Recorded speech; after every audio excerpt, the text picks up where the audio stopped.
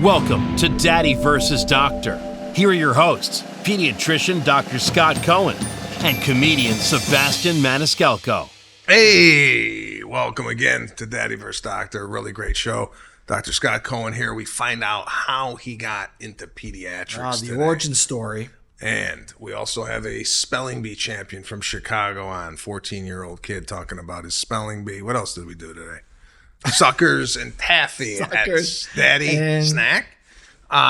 We do suckers and taffy, and we're having special guest today.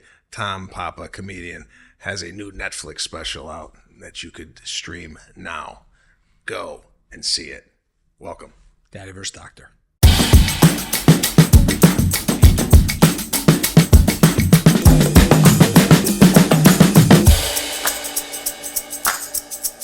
All right, it's that time again. Mailbag. We're going to jump right into the bag. All right, so we got a question from a busy mom in Pittsburgh, Pennsylvania, and she is asking, at what age would you feel comfortable leaving your child at home alone? Okay, so you're dealing with this right now. 12 and a 14-year-old, yep. I got a 5 and 3-year-old. Based on, I don't know, man. Okay. Let me ask you this: what is the biggest fear of leaving the kid home? Is it them lighting the house on fire? Them getting an intruder? What is it? No, I think it's all the above. I think when you leave your child at home, you have to worry about worst case scenario. I tend to poo-poo it, like, what are the chances? My wife is like, but what if, like in LA, you have to worry about, like, what if it happens to be the time you leave them home, we have the earthquake, right? An intruder, a fire, all those things. So I think you have to think about when the child is mature enough to handle those things, right? Are you going to let them use the stove? Can they turn it off? Can they call 911? Can they set the alarm? What are they going to do? I think you role play and you think about those scenarios, but do you have an age in mind? I'm thinking 14. Yeah. 14? Yeah. I'm thinking if Seraphina's 14 and Caruso's 12, Right. if they can't figure out how to shut the stove off at this age, I did something wrong, right? I mean, I think if you asked me 5 years ago with a number, I wouldn't have had one. But I think when you go through it, you sort of see, and like you said, so my daughters are 14 and 12, and I would feel comfortable leaving them home alone, together, and the 14-year-old alone. I don't know that I would feel comfortable leaving my 12-year-old home alone. But then there's different situations, like maybe during the day for a short period of time. But I don't think going out at night for many, many hours. I don't know, it's that different. I'm going to throw a wrinkle into Yeah. this. You're going to go into Starbucks. Right. You got a kid in the car. Do you always take your kid into where you're going, or do you ever leave them in the car? And what age is it appropriate to leave the kid in the car while you go in? It's a good question. I always take them with me because I always scared what if. Those situations I always think what if. But when we started leaving the girls home for short periods of time, the rules were right. Like you can't use the stove, you can't use the oven, just because they know how to turn it off. And my older one loves to bake, but just what if you forget, And now we're a little more lenient about that. We've role played, like, what do you do if there's an earthquake? What if you do if there's an intruder? What, how do you get a hold of us? What's interesting. So states actually have laws on what age you're allowed to leave a child home. Because you have to remember, in some situations, parents have to leave kids home alone because they're both working parents and maybe they can't afford to have childcare. Yeah. So a lot of states don't have laws. So California, I looked this up. California actually does not have an age. So you can choose on your own. What do you think the youngest age a state actually declares an age? This just popped into my head. Yeah. 8. So Kansas, 6 years old. Wow. Can you imagine leaving Seraphina alone at 6 years old to fend for herself? I think she could do it. Yeah. Caruso, no. All right. Well, that, But Seraphina. what's interesting? Probably a lot of kids could end up figuring it out, but I think it's the fear the parents have, right? Oh, yeah, no, I definitely think it's the fear of the parents. To go back to that car reference, what age do you think it's appropriate to leave your daughter alone in the car while you get a cup of coffee? I think when she starts driving, maybe. 16. Okay. Yeah. So this is interesting. So Kansas is 6 years old. Maryland, where I'm from, and Georgia were 8 years old. And then there's a bunch of 12-year-olds like Mississippi, Delaware, Colorado. But Illinois, you can't leave a child home until they're 14. Oh, we would have been arrested.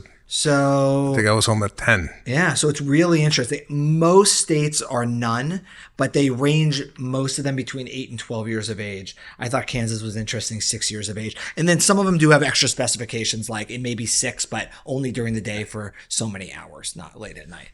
But it's an interesting thing that comes up with parents. I think that's sort of a comfortability factor, right? Especially Los Angeles. I think the fear is here. Everything is volatile. Right.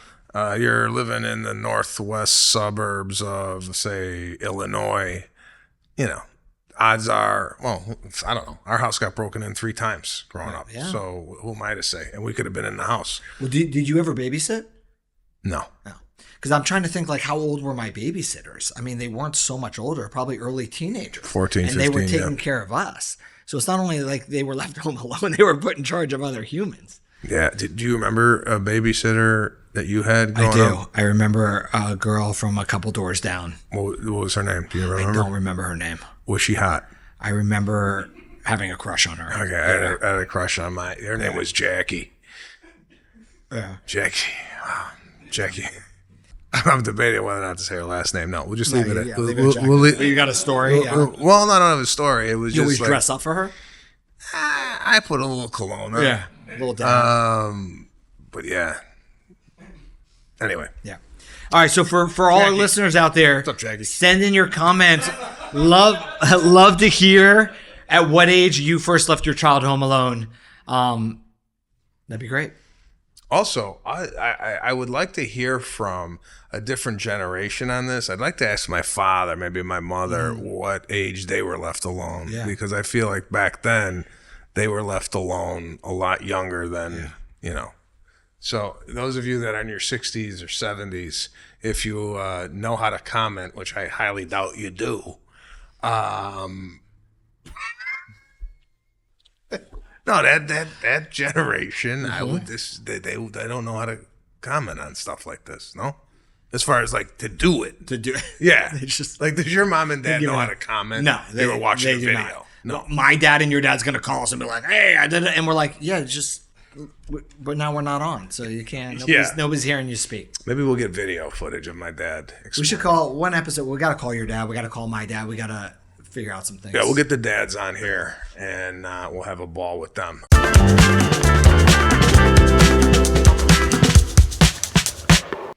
You're trying to find a cause for your symptoms, sniffles, cough, dry face, dry mouth, yellow stuff, etc., and you stumble down a TikTok rabbit hole full of questionable advice from so-called experts. There are better ways to get the answers you want and the care you deserve from trusted professionals and not random people on the internet.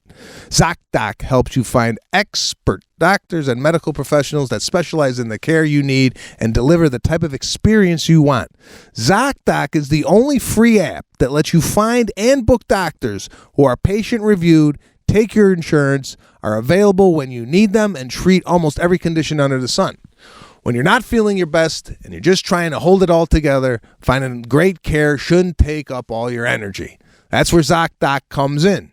Using their free app that millions of users rely on, you can find the right doctor that meets your needs and fits your schedule. Book an appointment with a few taps in their app and start feeling better faster with ZocDoc. Go to ZocDoc.com/daddy and download the ZocDoc app for free. Then find and book a top-rated doctor today. Many are available within 24 hours. That's ZocDoc.com/daddy.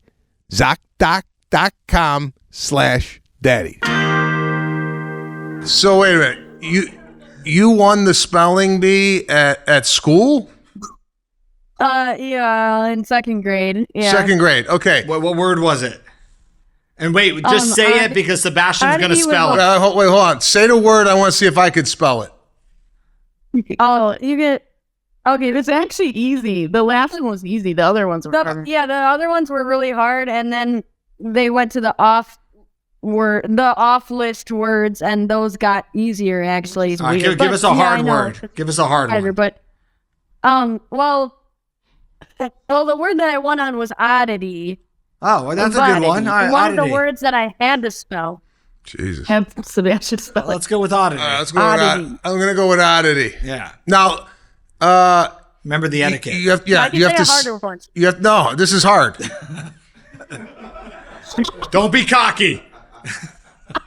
You have to say the word and then spell it and then repeat say it. the Yeah, word I again. think that's how it goes. Yeah. All right, that's what script says. Okay. Yeah. And then you could also ask for you could say Origin. You should ask for some question like origin. Yeah, what is the origin? Right. Or what is the... It wouldn't matter. Yeah, say it in a sentence. It wouldn't In a matter. sentence. Sebastian is Okay. Is quite an oddity. quite an oddity. Well, oddity. Okay. Oh. Thank God you got that one. I was really worried we were out on the first letter. This is gonna be wrong. Oh my gosh. O Come on. D I T T Y. No. Oh, And not just no. one mistake. Multiple. It's two Multiple. D's, one Wait, T. so what's your name? Lucas. Lucas. All right, Lucas, give it to us. Oddity. ODDITY. Oddity. Okay. So you had one D, two T's. It's always been my problem. The double. What's double? The D's or the T's? Wow. Yeah. Ask her. Like the word tomorrow. Tomorrow. Yeah. I never know how to spell. Yeah, tomorrow. that's I another always one. forget. TOMORROW. There Right? you go. There it is. Yes. But There it is. But here, spell pasta fajoule. There you go. You know He's that. got that one down. Pasta fagioli. are you guys even Italian? Are you Italian? Yeah, oh yeah. Oh, okay. all right. You said that like that. You never heard of that before. No, don't say that. I don't even know. I'm talking about for him. I'm like, definitely no pasta fagioli. Well, it's just first of all, does it have beans in it? Yeah. Okay, then I think I know. Okay. Can you ask that? That's telling me. That's because That'd be awesome. It's because, Please give me because- ingredients. Origin Italian. because fagioli. It's because I think it's fagioli is beans in Italian. Yeah. Oh, So see, he speaks a couple languages. So Of course he knows does. some Right. stuff. All right, so tell us about the proud moment. Italian. This is the proud moment. He's speaking Italian. He has an Italian tutor right now. Like he's taking Italian. Okay, so let me ask you something. When Yes. he was young, did you see this Yeah. early on? Like, oh, okay, this Oh my kid's gosh. is he? Yeah. He this is what happened. He was my first child, so I didn't know like the milestones of like learning, for babies. And he would, at 8 months old, he would sit and I would spread out like letters, like little plastic, like magnetic letters, on the table. And he would literally sit for, I'm not even exaggerating, for like 2 hours straight, just focused on letters.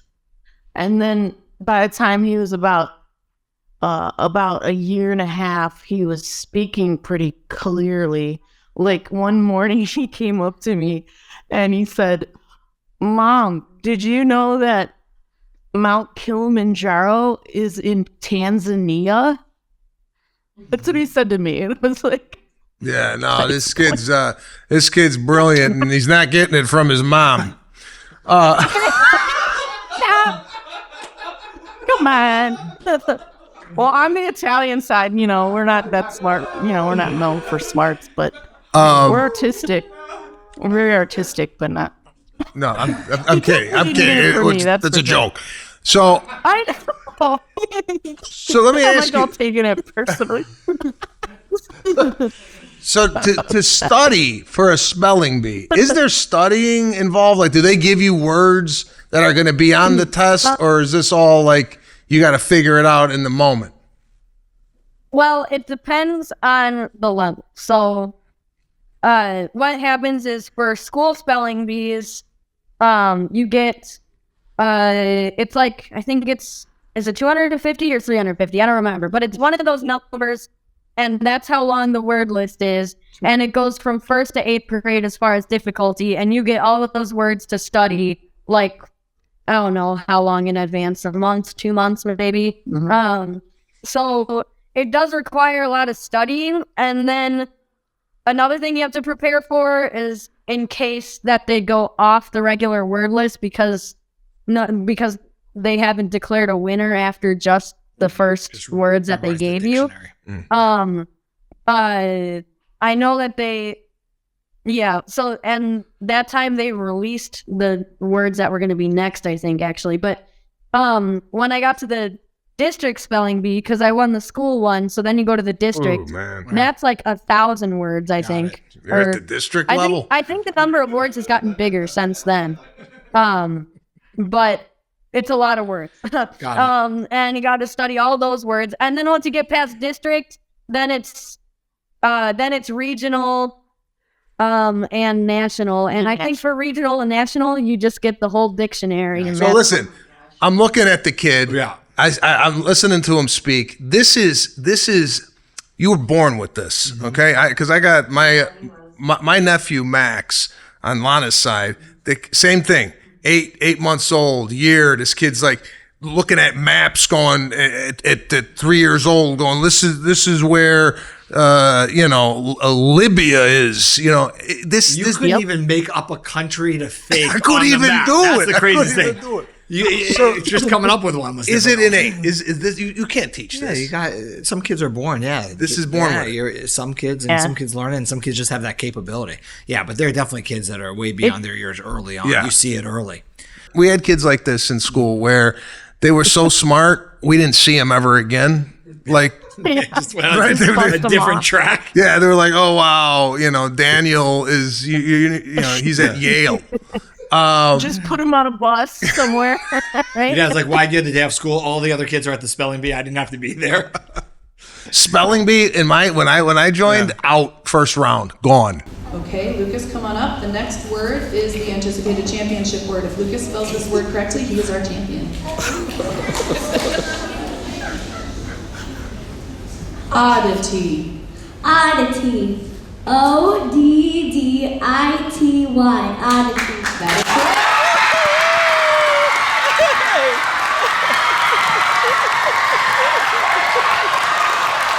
Tell them about the experience of like winning and stuff, I guess. Well, I mean, it was really cool, but it was really cool, and I learned a lot from it, not just as far as spelling, but also, just it was a good experience, I guess, as far as working hard for something and like accomplishing something. So he's got his college interview ready already. Yeah. Like, I needed to get up in front of people. That was, I don't know. Yeah, that was kind of the whole school. That was, I mean, it's a good. I think the spelling bee is in particular like a good experience for kids because it gives them an opportunity to work at something, and then also before and after I won, I failed like a bunch of times. So it teaches you about failure. It can teach you about it. Well, it can teach you to spell better, obviously, and it can teach you about how to study for something or accomplish something. Like that's why I hope we have kid listeners. Yeah. Right. So that they gain something from this knowledge. If you're a parent out there and you're listening to this kid, all right, this is what your goal is: to have a kid that could speak like this without being prompted. To learn the lessons of failure and accomplishment. Also, how much cash did they give you for winning the spelling bee? I don't know. That means your mom pocketed it. All the way in her head. The national spelling bee too, but how much? What's first prize on national level? I think first prize 40,000. 40 grand? All right, bro. This is it. All right. That was crazy. Start studying dictionary. Get that dictionary out. So, I know, right? Let me ask you, like a normal night for you, is it just like ripping through about 83 pages of the dictionary? Well, I guess okay. So whenever I don't do the spelling bee anymore. Nah, you retired. But when I was there, Retired. Him and Tom Brady today retired. You retired from the spelling bee? What are you doing, like science projects now? well, it only goes up to 8th grade. So I am in 8th grade, but I don't go. They don't have a spelling bee at my school, so I think I would have to like go and register with another school. But anyway, when I was there, he retired. When I was there, I love it. He's telling stories about when he was young. Yeah. You know?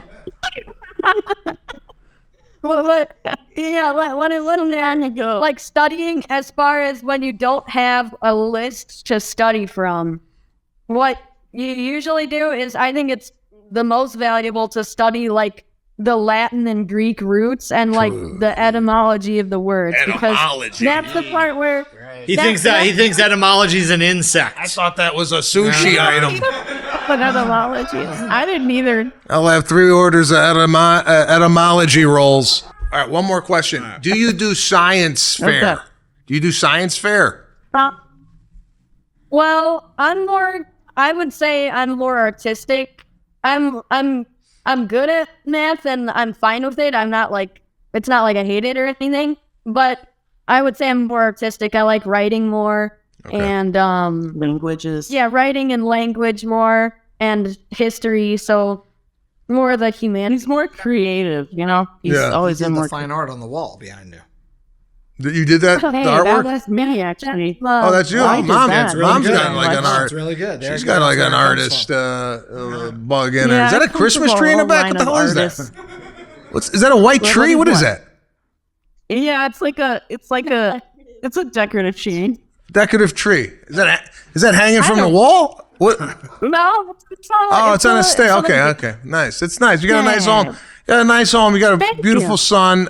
We wish you the best. Thank you. Gotta appreciate you guys calling in all the way from my hometown of Chicago. Go Cohen Cougars. And she's proud, and this happened like 8 years ago. Yeah, 7 years old, won the spelling bee.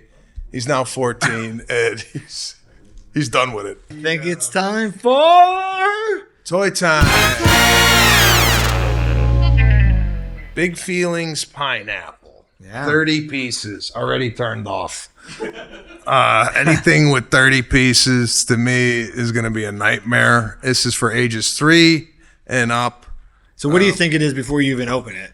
Based on it, they give you like, okay, make a happy face, make a sad face, make an angry face. And then the kid does that while you sit there and bang your head against the wall. For having 30 pieces, I don't see much in here. It's a pineapple. It's all in that bag. This is from Learning Resources. There you go. We'll unscrew the top here and get into this. What do you got? All right, little Look bang. at this. All the faces we can make. I am feeling. How are you feeling? So you say how you're feeling right now, and then I'll tell you how I'm feeling right now. I am feeling. Don't tell me. Just show me. Oh, You have to. You can show me. You make the face. I'll make the face. Yeah. Make the face on how you're feeling right Okay. now. So I will make this face on how I am feeling. Okay. Let's see. What do you got? It's like a Mr. Potato Head for those who aren't watching video. It's a pineapple, and you put in eyes and a nose and a mouth. Actually, you don't put in a nose. You put an eye. You put a mouth. You put eyelashes. Nope. Eyebrows. Eyebrows, eyes, and a mouth. And hands. It looks like they're hands I gotta tell you. and feet. I gotta tell you right now. Yeah. That this is a little confusing. Why? I put the eyes in the wrong spot.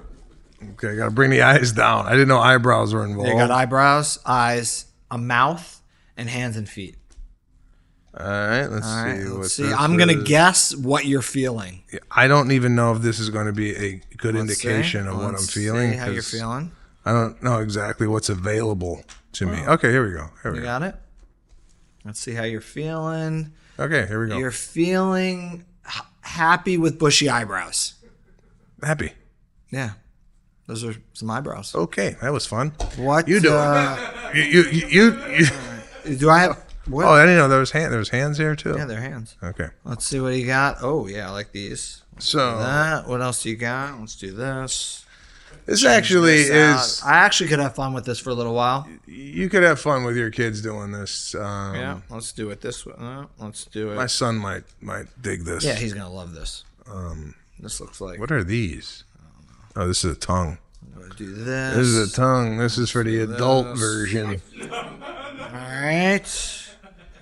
How am I feeling right now? Feeling. All right. So this is how I'm feeling, Sebastian. Being with you today. Oh, hungry. You always think I'm hungry. Well, isn't that like you want to put food in your mouth? Yeah. What is that? Well, I don't know. Like I have to brush my teeth. It says giddy, excited, or is this confident. Yeah. Confident. Like I'm showing jazz hands. What are you? What are you? I don't. When you made that, what was in your head? I don't know. Excited. I was excited. Okay, he's All right. excited. There What do you we think? are. Well, look, it's great because it has the storage. You like clean. I like it. You like clean. A child can say how they feel. They can show their feelings in a different way. What are you giving it out of 5 lollipops? I give it 4. I give it a 4. I like it. It's small. It's compact.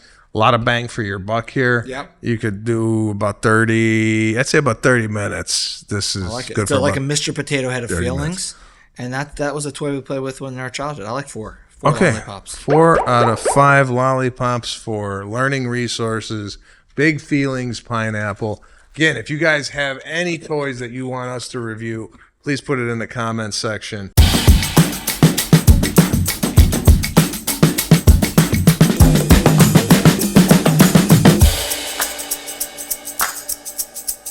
Were you always, even as a young kid, wanting to get into the medical field, or was this something that happened during high school?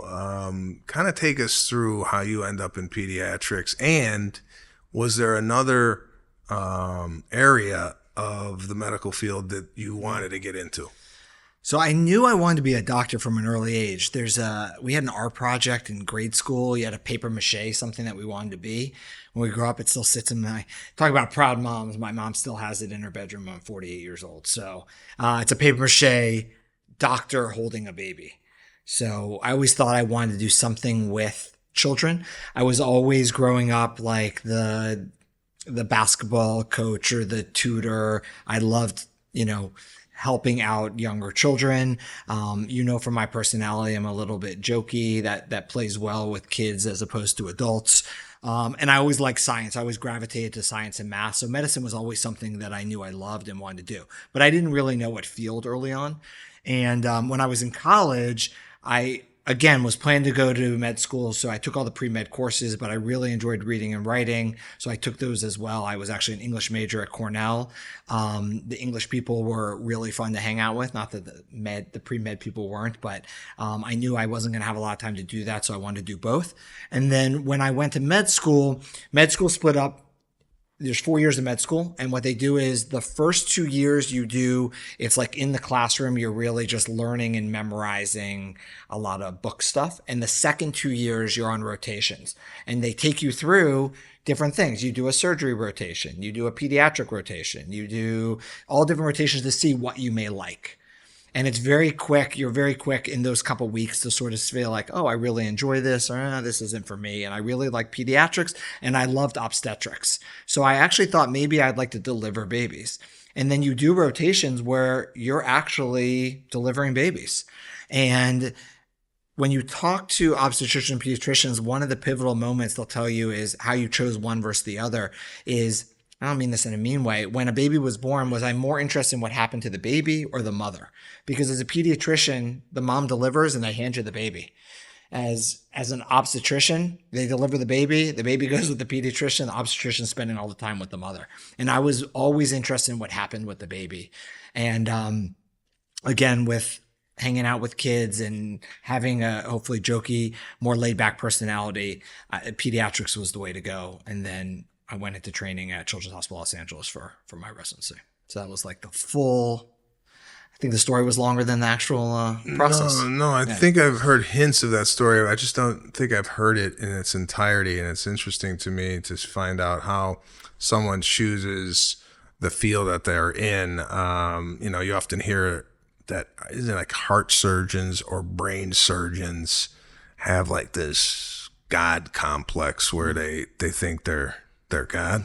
Is that right? Surgeons, people say that about surgeons. Or people know somebody. So like there's no other doctors in my family, medical doctors in the family. Yeah. But when you're a doctor and you're saving lives, let's say you've saved a kid's life based on what you know, I gotta feel like, and I don't even know if you could even touch on this due to the HIPAA laws and what have you, but have you ever had a moment where you just come home and go, someone is living because of me? I don't know that that's gone through my head. I feel very good that I was able to figure something out. But I don't know, in medicine, it's not an individual job. There's a lot of people involved. So usually it's very collaborative, and it could be my partners in the office or other doctors or specialists working it out. And yeah, you're trying to lead to get to the diagnosis and the treatment options and things like that. And you hope you can figure it out, but it's usually a team approach. I don't know that I've ever gone home and been like, yes, that was all me, but very proud with my training and that I was able to help figure things out.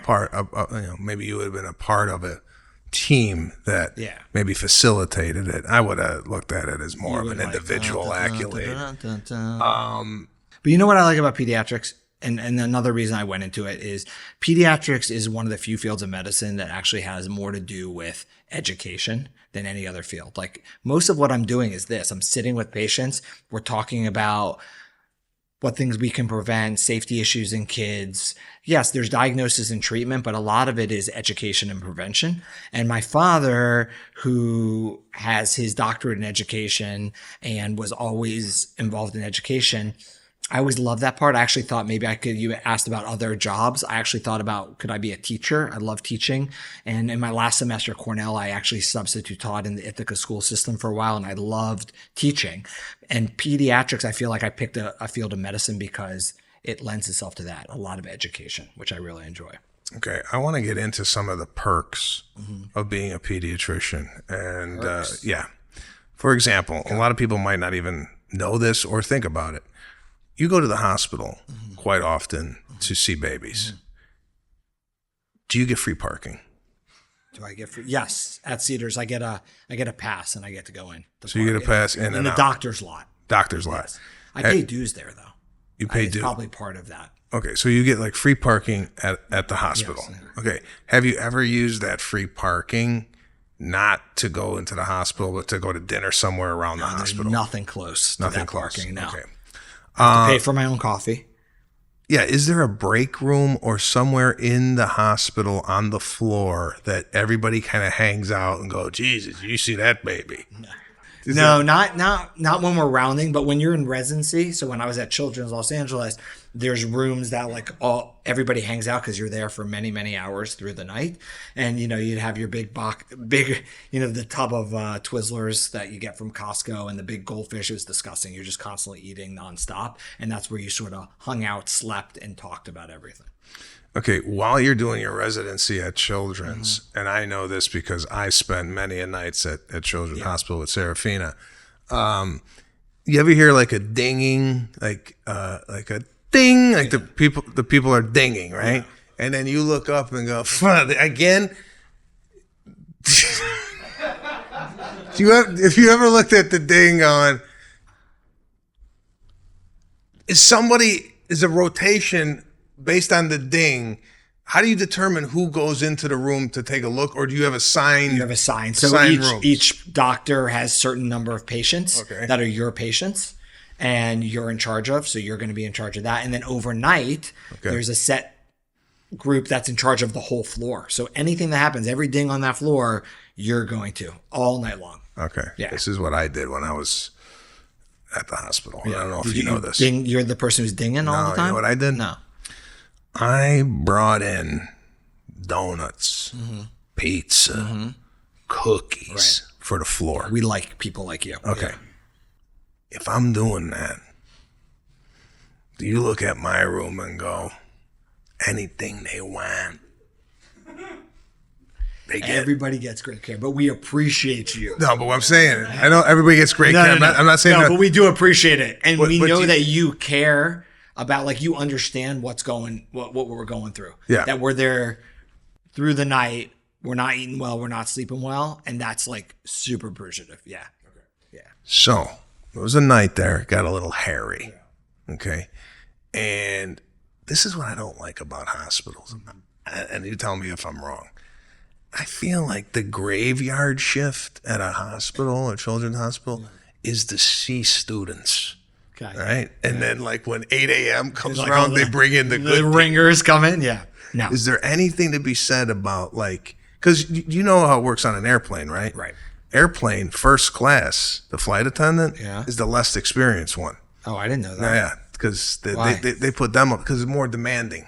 So the higher you are, the less you work. Oh, I would think they want their top people. No. Okay. It's the opposite. So in the hospital, it got a little hairy. Okay. At around midnight, 1 o'clock. And we're dinging. And I'm out in the hallway. Right. Right. Looking. Nobody there.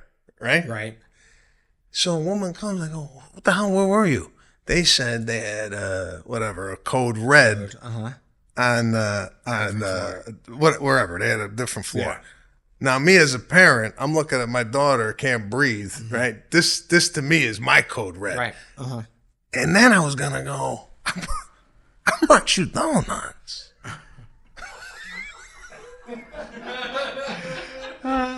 Doesn't that, like, knock me up on the list? Yeah. No? No, it's not that there's a skeleton crew at night, because we all rotated through the nighttime. What is different at night is that, especially in academic teaching hospitals like children's, so the residents are the ones sleeping there overnight. And you're right in the sense of, like, the attendings, the people in charge are at home, available by phone, but there's always some senior level person in the hospital available for any emergencies. Okay. Yeah. The way it is for parents, and this needs to be explained to parents. I feel hello. I feel like they told the janitor, watch floor 6 until 8 o'clock in the morning. I feel like there's nobody there at night that could take care of something catastrophic. Yeah. I don't want something to go down at 1 o'clock and they're like, call Dr. Hubbard. And he's in Marina Del Rey. There's always somebody, and especially in the ICU where Serafina is, there is always upper level attendings available for anything like that. Are they awake? I don't want anybody coming out of a slumber to run down to the hospital and he's like, okay. Because I know when I get out of bed, cold bath, and you're like, I'm up. I'm gonna take me a while to get up. You are, yeah. I mean, you're lucky if you get some sleep those nights. Okay, but yeah, it's some long hours. Okay, and for the listeners, all right, it's called Daddy versus Doctor for a reason. Yeah, and I say this in the introduction. He provides the medical advice. I provide the comedy. Not that I was expecting VIP service due to the fact that I brought in Krispy Kremes. What kind of donuts? Krispy Kreme donuts it was. Hot. Yeah, those are good. Right out of the oven. Nothing. Yeah. Did they bill you? For the visit altogether? Well, that's another thing. The billing here. We don't really get into a lot of these topics on other podcasts because people aren't thinking this stuff. If you bring me as a doctor or you bring my daughter aspirin, or you we bring don't give kids aspirin, but Tylenol. Or whatever it is. Yeah. How is that logged into the bill? Do you have to write that down somewhere? Is it inputted into a computer? Well, there's certain orders that are standard orders. They're already in the computer because like things like that, Tylenol, they're routine, and the nurses are available to give that out. They're standing orders. And then there are extra orders that doctors put in for each individual patient depending on what they need. And yes, everything that's entered and everything that's dispensed is logged and typically you're billed for. Got it. Yeah. Now, have you ever had somebody, you made what do they call those bags of, a bag of what? Like a fluid? IV fluids? IV fluid. Have you ever had anybody go, hey, doc, don't charge me for the fluid? No, I mean, the truth is in the hospital, we're not really involved in the billing. We're just doing the orders, and that happens in a different unmarked room in the basement. In order to get a bag, though. Yeah. you have to put that into a Have to computer put it- system. yeah, you can't just go. Yeah, I'm it's not handing you. like a hairdresser. He goes to get the Yeah, dye, like, here's that. and then he tells you what dye he used. Everything's allowed. cataloged, because also you got to make sure that there's no interactions with anything else. So everything has to be on the up and up. Interesting. I'll get you a bag of Interesting. There you have it, guys. You know, Origin story. We're like a Marvel comic here. it is. It Yeah. really is to see Not as how exciting. Dr. Cohen came to be. It's amazing. Tune into this episode for other little small tidbits. I think we should come up with a question and answer segment of some of these things that you have access to. Medical, yeah. Medical questions. Maybe not just about your child, but experiences that you've had. Absolutely.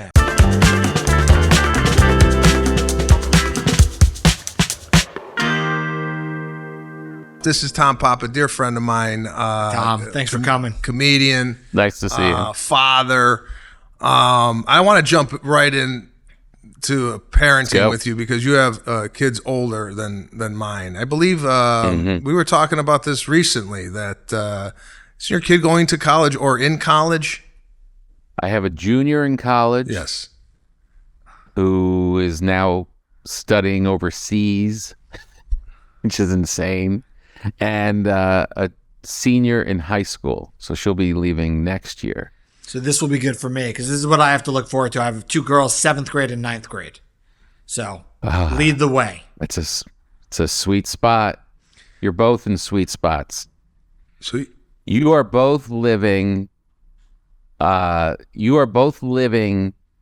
the moments that come up on my iPhone of photos that I can't look at right now. I see your kids' ages and your kids' ages in my iPhone of my children who are now 20 and 17. And it kind of takes you to your knees that you went through all of that and it's gone. It's kind of insane. Yeah, I mean, you gotta look at it, and I do it at I got a 5 and 3 year old, and I see photos when they were 1 and 2 going where the time went. You're going through.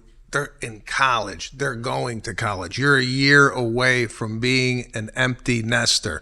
Now, looking back at your time as a father, any advice you could give to people just starting a family, some mistakes you made, some things that you did really well? Are there a few things you could pepper us with being a father of 2 older kids than us that we could learn from? My God, so much. I think one of the things I'm proudest of was that they kind of got a sense. There's a whole bunch of things, but I'll just start. One was that they saw us working all the time, because we work hard. Our careers are very time consuming, and I would get concerned sometimes. Am I working too much? And I look back now, and I can tell from the way they act that it actually was a great example for them to see that you were passionate about something and that it meant a lot for you to work. And especially we have to be self-motivated. So it's not like you're clocking in at a job somewhere. And for them to see that you're having fun around the house and doing all this stuff, but you're also really working hard and doing everything you can to be successful and have a passion for something, that lesson just kind of happened. I wasn't planning it. I was just doing it and hoping for the best. And now that they're young adults, I can tell that they clocked it. You know what I mean? That's great. Like, they clocked it. They know that they have to find those things for themselves also, and that work is important. So that was like that was me not trying to be a good dad. That was me trying to be a good comedian, and it worked. Yeah. You know. The other thing was that I think we always made sure that things weren't taken too seriously. I think that to give them an out, to give them a feeling that no matter what's being thrown at us, whatever problems we have, whatever relative is sick or dying, whatever you have to go through for life, respect it, take it seriously, all that, but never take it so seriously that there's not going to be a laugh in these situations. Like, let them know that the pressure can be released in any situation that we're going to face. That one I kind of premeditated, because that's kind of how I live. Things can get really heavy, but there's no reason that we can't laugh about it. And especially, the big things, of course, but like the myriad of things, like with your wife, or my kids have never watched my wife and I have a fight that didn't end with us laughing. You know what I mean? Like, because the fights aren't over big stuff, but they never saw us like storm out, that's it, it's over, or that kind of thing. It would always be like some way out where we're realizing how ridiculous it is that we're fighting over who's loading the dishwasher. Well, this is a good point, and I never asked you this. When kids see parents disagree or argue, is that healthy for the kid to see? Some people kind of suppress that. Is it good to, like, because I've been in the car with my wife and I'm, having a kind of a heated discussion, and I see my daughter kind of looking, and sometimes I feel like she's going, Daddy's right. What is there any No, I think it's actually very important for them to see, and I think, to your point, Tom, the resolution is as important, if not more important, because they have to understand that people don't agree all the time, and if you live in a world where you think everybody does, you're going to be disarmed later on in life. So there can be disagreements even among loved ones, but that, like you said, it ends in a positive way. We still love each other, and you can have disagreements and still love each other at the end. And it's really good for them to learn in their relationships down the road, because not everything's going to be hunky-dory. Yeah. Yeah. It just seems like everybody's doing it better than me. I mean, I hear these stories, you're telling these stories, and I'm like, with my girls and, all these things. I wish I did better. Is there something you look back on and you wish you had done differently?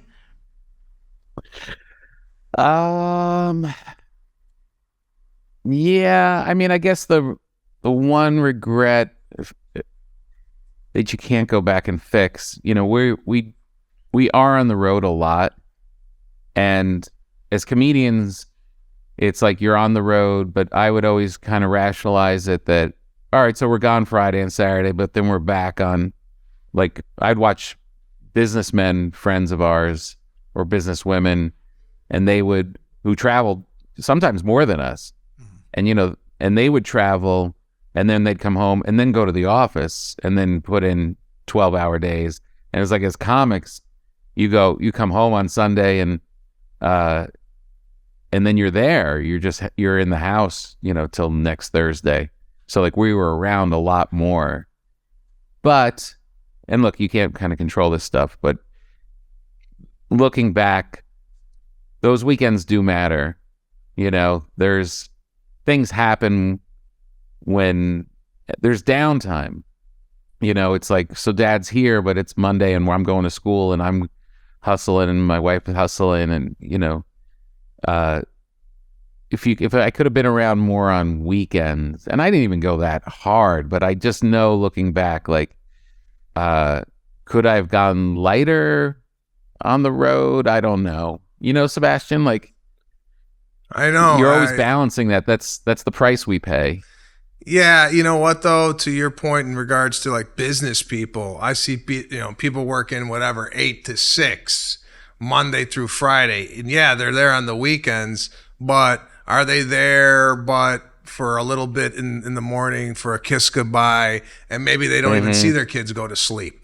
So, I think you can look at it both ways. Yeah, would you rather be there on the weekend for the big game? Maybe sometimes you miss that, but you're there for the school drop off and pick up and dinner with the family on Monday because you have the time. So I think as parents, we go through this struggle of, I should have done this better or what have you. I just think we're not going to be perfect.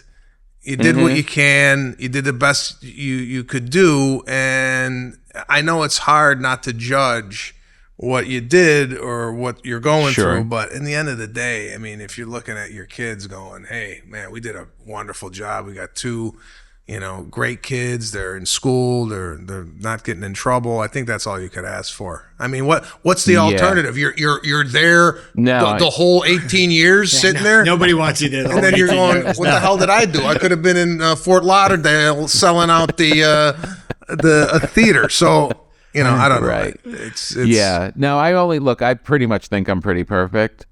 I just, when you're on a podcast and they ask you got to come up with something. No, that was good.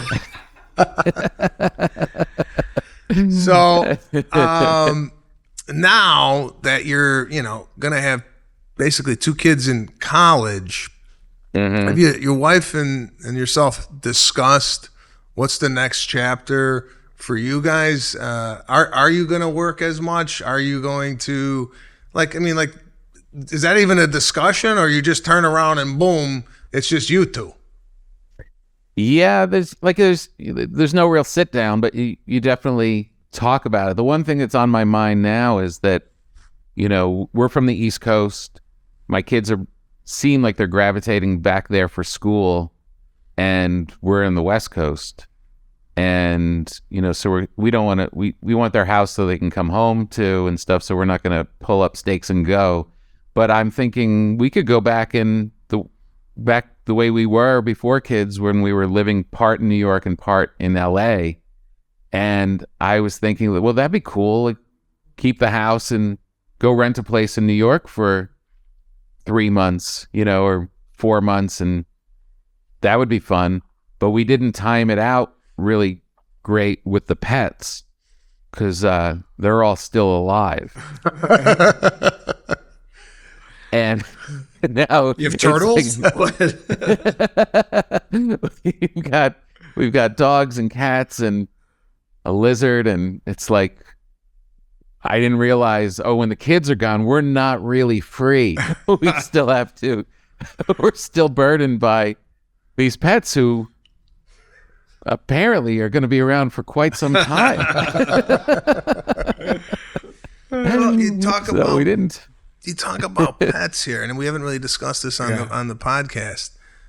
I don't have pets. No dogs, no cat, no bird, no nothing. Didn't grow up with them, and my kids want pets. I know you have cats. Yeah. Is this something that was in your family? Did you grow up with dogs, and then subsequently now your kids? Did they want dogs, and do you recommend pets? Because it sounds like you want them to pass away. Into it. I think they were his wife's, and it was either her or them. That's why you're the doctor. When I grew up with pets, my parents didn't want pets, and they got us dogs.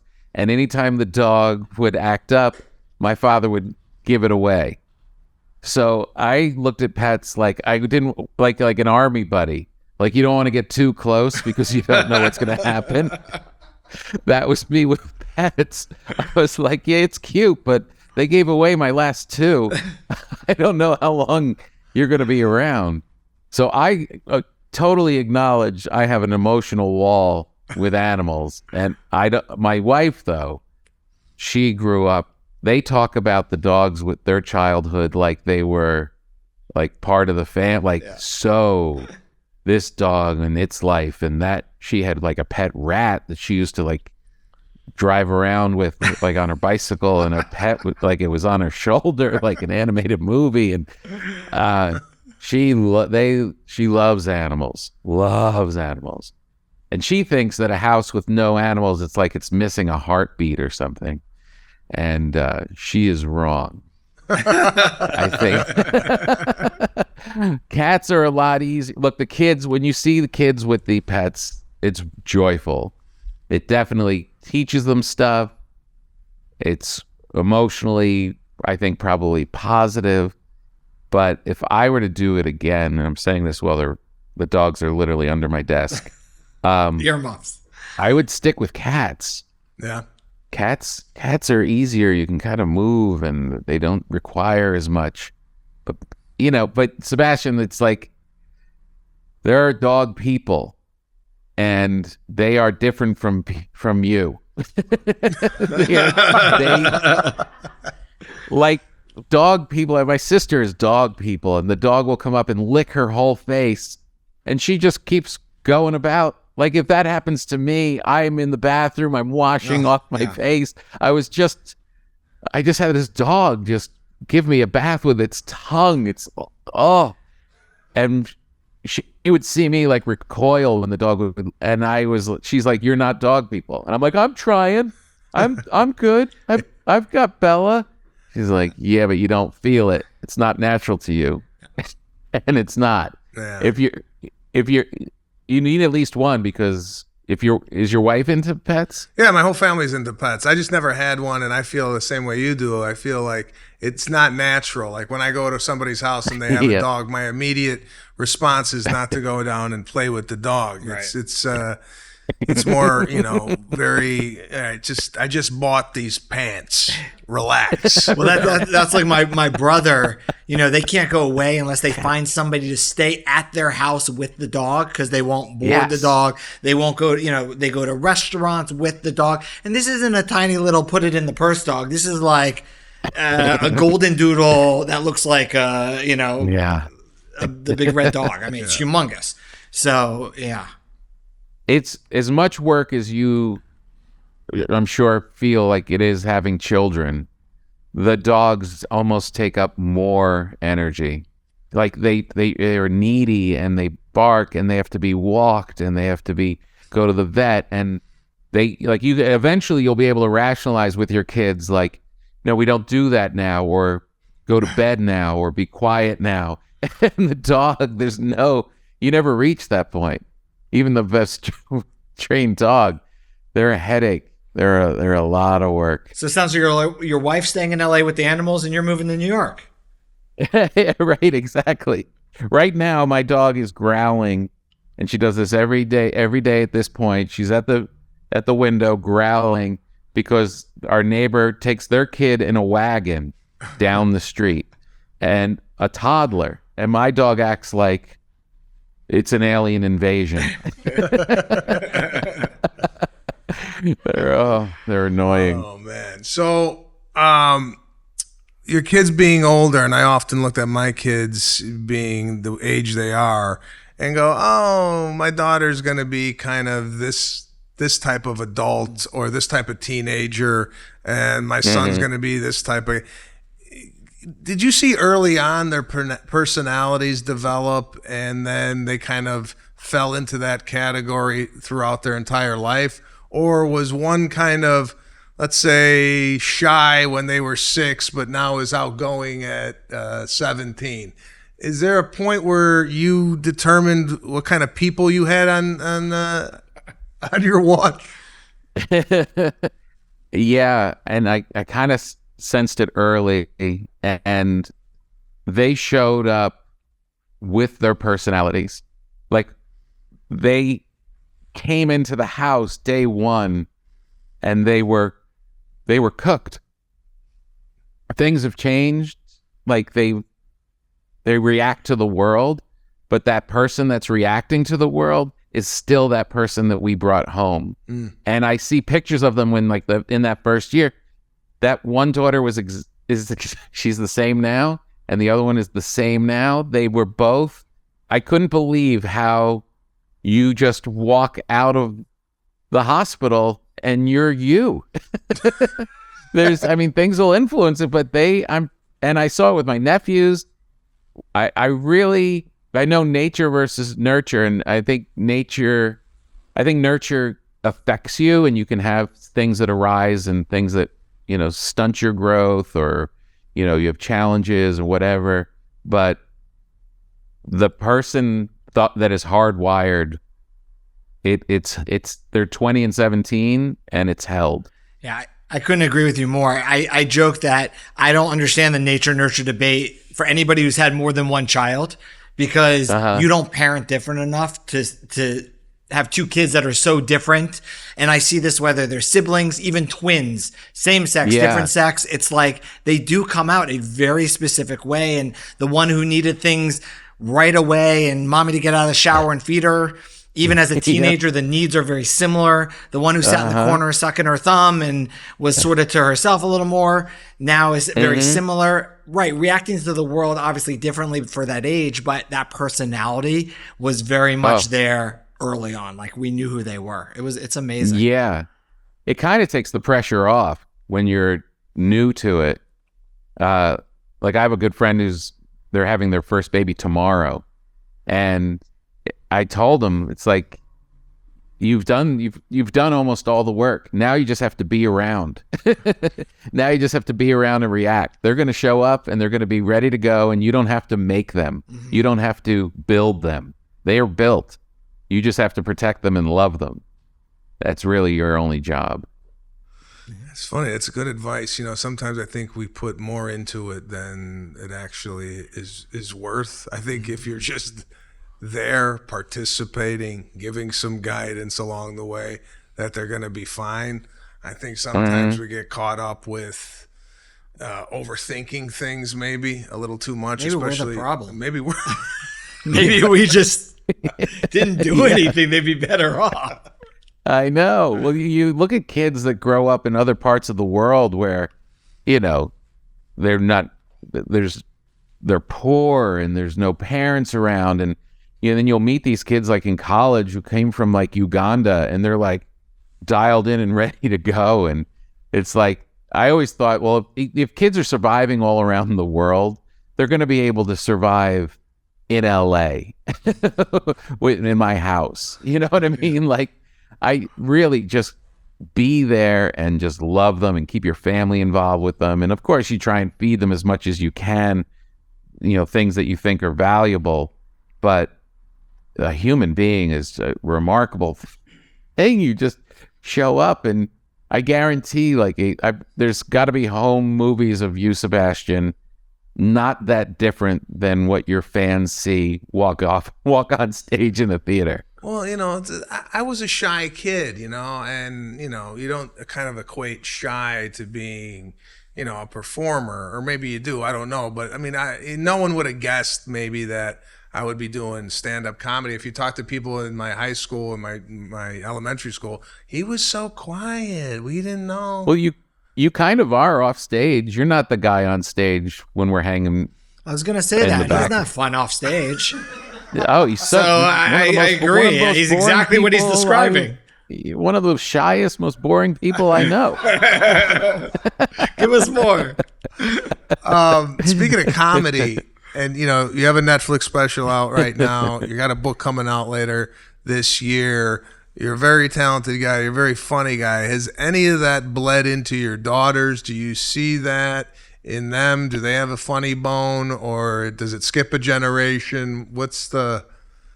Yeah, they have... it definitely is contagious. And one is kind of like... They both really understand what funny is. And they both look for funny and know when something is legit funny and not legit funny, like their own metric, just from being around it and seeing my friends and what have you. And they both like enjoy like I said before, like not taking things seriously and that kind of thing. And one is kind of put it into writing, and one is like legit, like comedian kind of funny. You know what I mean? Like doesn't care about authority, which means her parents, and is like that thing of she's making people laugh for herself, not necessarily to be like a cute kid. There's just kind of, so yeah, it definitely when it's present in the house, they're gonna catch it. How it's gonna translate goes back to, you know, that personality that when they showed up, it kind of matches, and actually, but yeah, they're gonna be affected by it for sure. Oh, that's good. That's good to know. There's gonna be some funny people in the family. Tom, listen. How old are yours? How old are yours, About Sebastian? 5.5, 3.5. So yeah, they're gonna be 6 and 4 this year, and they do have like their funny quirks and whatnot. Especially my daughter. Serafina, definitely. Yeah, She's quick. Yeah. So and I don't know if you went through this with your kids, but as a comedian, making your kids laugh is better than making a room full of strangers laugh, in my opinion. And my daughter, I do this. I do this like little saying, and she wasn't laughing anymore. She goes, "Daddy, it's not funny anymore." So the pressure to come up with like a new thing to make them laugh is a huge task. I mean, did Toughest audience. Did you do your kids laugh at you? Yeah. But I work it. It's You're obviously a better writer. Same thing. I'm conscious of it, and there's nothing better, especially when it's something inappropriate, especially now at this age, and the way that the world is, and then to be at dinner and like we'll just be my wife and the 2 kids, and we're just having conversations, and I'll make them laugh by saying something off color or whatever, and to watch them know they're not supposed to laugh, but they're laughing. Like if you can get them that level, I'm good for the week. Yeah, it's a cool thing too, because you don't want to be. It kind of like is a good test of you. Like you have times when you make them laugh because you're corny, or the times you make them laugh because whatever.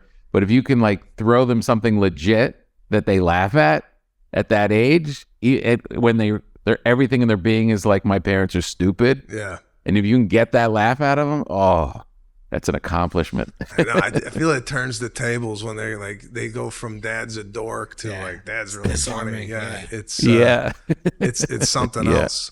But Tom, listen, we know you're busy. We appreciate you joining us here on the Daddy versus Doctor show. Always a pleasure seeing you at the Comedy Store and chatting it up. And it was nice to have a full kind of conversation with you. I know sometimes we're talking in like 15-minute spurts at the Comedy Store. But we wish you the best. And thanks for the insight. Now I know what to look forward to. Appreciate it. Yeah, thanks, guys. You guys are the best. This is a great idea. Keep going. If I have problems, I might come back and ask you. Perfect. Take care, Tommy. That's great. Great advice. Yeah, it's nice to hear from older parents that have kids who are in early 20s, late, because a lot of the show is kind of concentrated on babies. Babies and adolescents and toddlers and what have you. So it's nice to hear from parents who have kind of gone through it, shed some light on what's to come. It's time for Daddy Snack.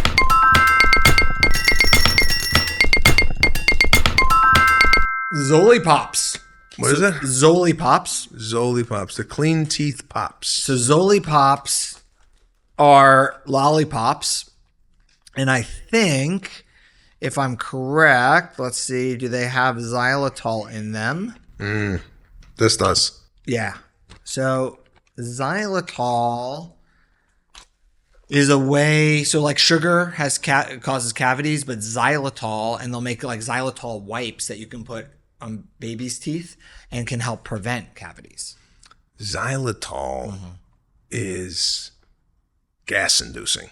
To you? Yeah, it is? Okay. Yeah. I mean, if you have a personal experience with it. No, I do. And I'm telling you, and I've talked to a doctor about it, and they said that it is. Well, I think any sugar, but like it's a type of sugar. You don't got to discount it. Yeah, no, I believe you. It's true. Here's what I don't like. Yeah, tell me. Side note. Okay. You ever look at people open up a bag of anything online, or they'll show a bag online? You probably don't use social media as much as I do. Nope. But the noise the bag makes, like this, like people, I think when they get a bag and they're like, "Hey guys, I have a new product. It's keto," and they do a lot of this. I'm Want to take one? These are good. Yeah. So Zoli drops are delicious. It says sugar-free, allergy-free, dairy-free, keto, diabetic-friendly, kosher, nut-free, vegan, and natural. A lot of times what you see, though, on the package doesn't matter. You got to read the back and see what's in it, right? The syrup, palm oil, citric acid. This is Candy. It's candy. It's candy. It's I mean, that's the candy. bottom line. It's an alternative version of candy that this type of sugar may be a little better than regular sugar. I like What are those? They're taffy? All right. Oh, yeah, a lot of pop. All right. Could check out a cavity, but A filling, you mean? all right. Give us the grade here on the. All right. I'll give it candy. 3.5. 3.5 on lollipop and taffy, or just Yeah, I haven't had the taffy, but I'll go with what you say on the taffy. okay. I go with 3 on taffy, although I'm gonna have a third one. I don't know. I don't like candy for kids. Yeah. I really don't. Well, I think it's better than regular candy, but But you know what? I think your daughter has a point on how you eat. what? Loud? There's just a lot of mouth movement. If we could cut out a segment of Scott knocking down a sucker. If we could put that in there, just isolate on Scott what are these? eating. What? What are these? Taffy. No, what kind? Keto taffy. This? No, I don't love this. No? No, it's like a fake flavor, like cleaning products, like that type of citrus. You know when you spray something, and you smell citrus. Yeah. That's what tastes to me. Just swallow it. Well, lollipops were great. I don't. The whole thing, I'm not impressed with. It feels very Plastic, manufactured. Yeah. I think 3 suckers. Yeah, 3.5. 3.5 out of 5. Yep. Clean teeth pops and taffy. If you got any products you want us to try in the comments, we'll snack away here and gross each other out. Another great episode of Daddy vs. Doctor, covering you love the word plethora of topics. Let's go myriad. Myriad. All right, we can do anything. Speaking of words, we had an amazing kid who won his school and I think regional spelling bee. All right. Yes. We talk about when's the right time to leave your child home alone. I found that Big discussion debate. quite interesting. A lot Yeah. of people dealing with that, I think, on a daily basis, and us shedding some light on it. Hopefully it'll be helpful to people, especially you reading the ages where it's legal. Yeah, it's interesting. To leave State kids by at home. state. We had some taste tests of some taffy, some xylitol lollipops, Yes, we did pineapple expression, feeling building, feeling building. and just a really great show all in all. Now, if you're loving the show, which I know you are, I mean, our popularity is definitely increasing daily. Okay, from my estimates and from what I'm seeing and from the reports we're being given, this is the #1 growing parent podcast right now on the internet. And is that true or not? You'll never know. Yeah, I think it is. So catch us next week where we have another informative, comedic podcast right here on Daddy vs. Doctor.